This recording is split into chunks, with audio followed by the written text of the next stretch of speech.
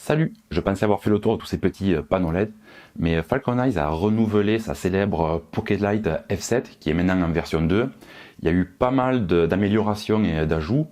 Pour information, c'est cette petite lampe là qui m'éclaire cette courte introduction. Je vais réintégrer le studio et on va s'y pencher de plus près.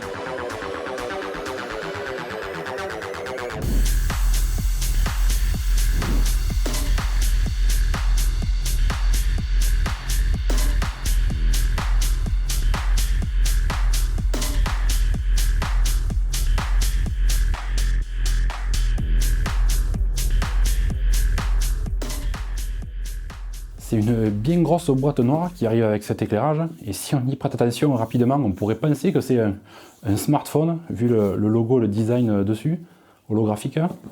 Et ça va être bien plein parce que ça pèse quand même. Allez, ouverture. Sur le dessus, comme pour un smartphone, je vous l'avais dit, le panneau LED et les manuels d'utilisation. Ah d'accord, je comprends pourquoi ça fait ce poids. Je continue. En dessous, ah sympa, une pochette de transport souple en tissu avec un mousqueton pour l'accrocher au sac à dos. Il y a même un passant pour mettre à la ceinture. La poche devant, sûrement pour ranger un accessoire. Cette poche là, on va mettre le panneau dedans. À l'arrière, où je sens des trucs. On a un petit sachet de silica gel. Alors moment astuce, conservez ces petits sachets, vous trouvez un peu partout avec le matériel high-tech. Ça peut être très utile pour glisser dans vos boîtes de rangement, vos boîtes de transport. Ça évitera l'humidité et la condensation. Voilà, petite astuce, terminé. Une rotule double. Alors j'aime bien ce genre de rotule. C'est plus facile pour les réglages. Par contre, comme il y a des filetages des deux côtés, ça demandera d'avoir une cage montée autour de votre appareil. Mais ils ont pensé à tout. Ils ont mis aussi un adaptateur pour griffe flash. Si vous n'avez pas de cage, pour pouvoir monter le panneau sur votre appareil. Pour finir, le câble de rechargement USB type C, tout simple, et c'est tout pour cette housse. Maintenant, c'est pas fini, il y en a encore dans la boîte. Un diffuseur en silicone souple blanc, pas mal.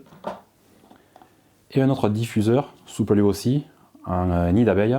Alors pour ceux qui ne savent pas, je vous explique de suite à quoi ça sert. Cette grille permet de mieux orienter et de concentrer le flux lumineux. Vous pourrez obtenir un éclairage plus précis, plus homogène. Voilà pour le contenu, c'est pas mal. Le panneau est complètement en aluminium. C'est du lourd, ça ne fait pas un matériel d'amateur. Il mesure 160 mm de long, 86 mm de large et 15 mm d'épaisseur. Le poids, lui, fait 366 grammes. C'est du costaud, je vous l'avais dit. Il y a en tout 204 LED, 54 sont blanches et 54 sont orangées pour créer du blanc froid au blanc chaud. La température de couleur est réglable de 9000 Kelvin à 2500 Kelvin. C'est la plus grande fourchette de réglage que j'ai jamais vue sur un panneau de ce type. Et puis 9000 Kelvin, c'est du super blanc de chez Super Blanc. Là, et je suis à 1%.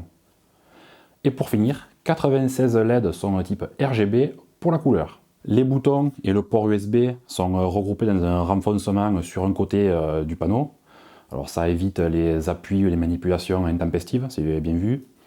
Et il y a un seul filetage 1/4 de pouce et il est en dessous du panneau. À l'arrière, un petit écran OLED qui fait un peu plus de 2 cm de diagonale. On va retrouver l'état de charge de la batterie, le mode, le réglage de température, le réglage d'intensité lumineuse, etc. Ça peut s'avérer utile. La batterie est intégrée et inamovible. Elle fait 3800 mAh. Le constructeur annonce une autonomie de 2h30 avec un éclairage blanc à 5600 Kelvin et une luminosité à 100%. Donc vous connaissez, j'ai fait des essais et je suis vraiment tombé pas loin. Petit bonus, ce panneau est compatible Quick Charge 3, oui, comme pour les smartphones. Il va se recharger très rapidement. Donc il faut compter un peu moins d'une heure pour une recharge complète. Il y a aussi des aimants dans cette zone, sous la coque, pour aimanter le panneau sur une surface métallique. Si jamais vous n'avez pas de trépied, ça peut dépanner. Voilà pour le tour du propriétaire. Le fonctionnement est très simple, je ne vais rien vous apprendre. Pour mettre le panneau en marche, on tient appuyé sur le plus petit bouton pendant 2 secondes. Pour changer de mode, une simple impulsion, toujours sur ce petit bouton. Il y a en tout 6 modes différents. Alors, le premier est le mode CCT, réglable de 2500 à 9000 Kelvin. Le truc intéressant, c'est qu'on peut rajouter un peu de magenta ou de vert pour affiner le réglage. Ça va être utile surtout si vous éclairez une personne pour avoir une couleur de peau fidèle à la réalité. J'appuie sur le bouton mode, je passe en mode HSI cette fois. Le mode pour faire de la couleur, classique. Si j'appuie une fois de plus, je passe en mode scène. Alors, il y a 20 scènes préprogrammées, elles sont complètement réglables, de la vitesse de l'effet à l'intensité lumineuse. Il y a entre autres voitures de police, ambulances, pompiers, des éclairs, des bougies, flash de paparazzi, phare de voiture, et il y a de quoi faire. Je rappuie sur le bouton mode. Cette fois, c'est le mode RGB pour faire de la couleur, toujours, mais cette fois selon le code RGB. Par contre, on ne peut pas régler l'intensité lumineuse dans ce mode, c'est normal. Nouvelle impulsion, on passe en mode L-Gel. Dans ce mode, on va simuler le rendu des gélatines de la marque Lee. Alors des gélatines, c'est des filtres colorés que l'on met devant une source lumineuse blanche pour obtenir une couleur précise ou modifier le rendu. Là, on a directement un équivalent du rendu. Il y a un choix de 20 couleurs de gélatine enregistrées. Pour info, le catalogue de Lee en compte plus de 240. J'appuie encore sur le bouton mode. Cette fois, c'est le mode R-Gel. Cette fois, c'est les gélatines de la marque Rosco qui sont imitées. Le principe est le même qu'avant, sauf qu'on a un nouveau choix de couleur. Un dernier appui pour faire une remise à zéro du panneau si besoin. Pour l'éteindre, c'est comme pour la mise en marche, il suffit de tenir appuyé 2 secondes, et c'est tout. Alors ce panneau a quand même pas mal de fonctions. Habituellement, sur les mini panneaux de ce type, il y a 2 ou 3 fonctions à tout casser. Là, celui-là, c'est bien le plus complet que j'ai jamais pu tester jusqu'à maintenant. Et c'est pas fini, partez pas encore. Il est possible de commander ce panneau en Bluetooth avec une application, elle s'appelle Dissal Lite. Curieusement, elle n'est pas encore disponible sur le Play Store de Google, mais on la trouve bien sur l'App Store d'Apple. Pour ceux qui ont un smartphone sous Android, il faudra donc aller la télécharger directement depuis le site du constructeur. Je vous mets le lien dans la description. Avec cette application, on peut paramétrer plus facilement le panneau LED. Il y a bien toutes les fonctions, HSI, RGB, les filtres Lee, les filtres Rosco. En plus, c'est très pratique, on les voit directement. Le mode CCT qui s'appelle Temp dans l'application, avec des raccourcis de température préenregistrés. Scène avec un accès direct vers tous les effets, avec le réglage de la vitesse et de la luminosité en dessous. Musique, c'est plus anecdotique, c'est pour synchroniser les effets lumineux sur de la musique qui va être diffusée par le téléphone. Alors, il y a un petit micro en bas, je pensais que ça pouvait aussi s'animer avec le son capté par le micro du téléphone, et j'ai pas réussi à le faire fonctionner. Bon, c'est pas le mode le plus utile, il doit bien pouvoir servir à certains. Picture, c'est mon préféré celui-là. C'est la première fois que je vois cette fonction sur ce type d'éclairage. C'est la killer feature, comme dirait une certaine marque fruitée. C'est génial.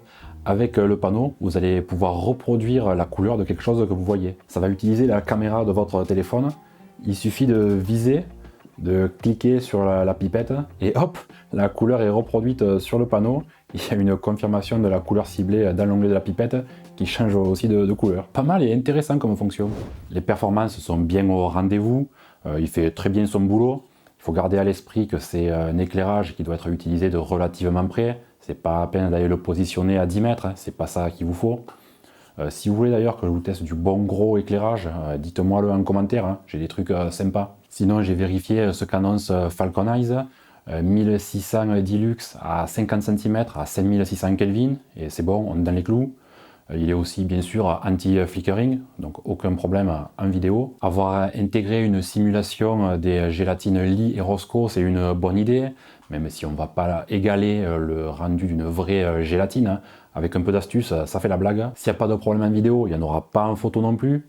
Allez voir sur mon compte Instagram, j'ai fait quelques photos très colorées avec ce panneau. Ça fait un petit moment que je l'ai en test. Vous verrez qu'on peut faire des trucs très sympas avec. Il fera un très bon éclairage d'appoint ou secondaire.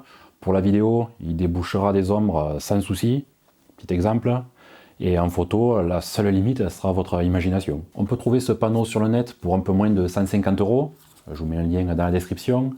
Oui, ça peut paraître cher, j'en conviens tout à fait, mais il faut voir tout ce qu'il fait et toutes les fonctions qu'il a. Ça peut éviter l'achat de plusieurs panneaux pour avoir autant de choses. C'est la présentation et test du panneau Pocket Light F7 II de Falcon Eyes. Si vous avez des questions, laissez dans les commentaires, vous savez, je réponds. N'oubliez pas de mettre un pouce en l'air, abonnez-vous et activez bien la petite cloche pour être prévenu de toutes mes nouvelles vidéos. Je vous dis à bientôt et toujours avec l'accent du Sud. Allez, ciao. Vous vous rendrez compte de tout ce qu'on peut faire à faire. C'était le test de... Je vous mets des liens dans la description.